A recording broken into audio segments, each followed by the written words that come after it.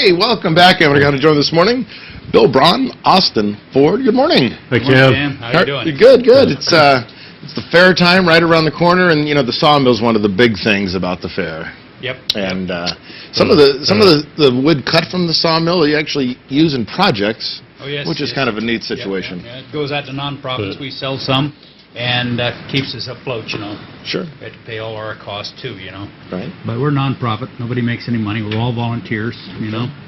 And we've got a great bunch, about 35 people on a year-round basis. So, now, Austin, you seem to be involved in most everything that's going on in the county. How did you get involved with the sawmill? Actually, the sawmill is one of the reasons I'm in Amador County. Oh, yeah. We came up here because my daughter wanted a ski cabin in Kirkwood.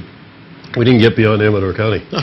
And I went to the fair, you know, and I saw just this folksy, comfortable country atmosphere. But 11 o'clock in the morning, I was at the sawmill to watch it operate. 3 o'clock in the afternoon, I was at the sawmill to watch it operate. And I thought, we were thinking retirement at the time, and I was thinking, if there's a place I want to live the rest of my life, it's with people like that. Sure. That want to recreate history, that care enough about it, you know, and have the ingenuity and the skills and all of that. Yeah. And so now they use my looks and my money to... Okay. I hope you got a lot of money. Bill, we're showing a clip here of the sawmill. Tell me the story about how the parts and pieces all came together to build that sawmill. Well, there was a previous fair manager, and Dick Cooper, and the fair manager at that time got together and with a guy named Roland Matson, and they dug this thing up out of Dead Men's Creek. It rotted away, you know, just the metal was left, and they brought it down to the fair. They came up with this idea. It was one of these, you know, bursts of thought.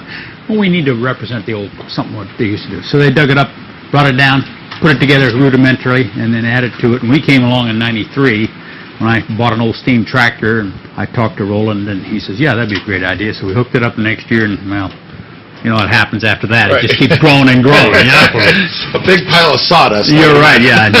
He retired out of it in '96, and then after that, in 2000, we formed a nonprofit corporation and been off and running ever since.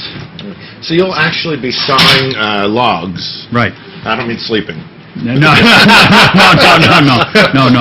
You'll actually be sawing logs at the fair. Yes, we will. We're cutting sugar pine, cedar, and Doug fir this year. Okay. So, and... The process is essentially the same thing it was 100 years ago, 125 years ago. You know, the guys go to the woods and they cut these beautiful trees, but you got to make them useful, you know, and put them into timbers and lumber and all that kind of thing. And that was the function of the sawmill. So Bill and the guys, well, now me too, have recreated, you know, this whole mill thing, and it looks just like they did 100 years ago. It's steam driven, 1904 Nordberg steam engine, and a smaller steam engine outside of the engine room driving a sawdust conveyor and a big upright boiler, and it's wood fired, and that's how we operate. That's we use great. the waste food off the mill to fire the boiler, and so it's kind of a recycled thing. Sure. So it's quite a show too, Cam. You know, we started this little docent activity, you know, that way I don't get all dirty, you know. He tries not to. We don't let him get away without a few smudges. Dirt doesn't work too well in the makeup.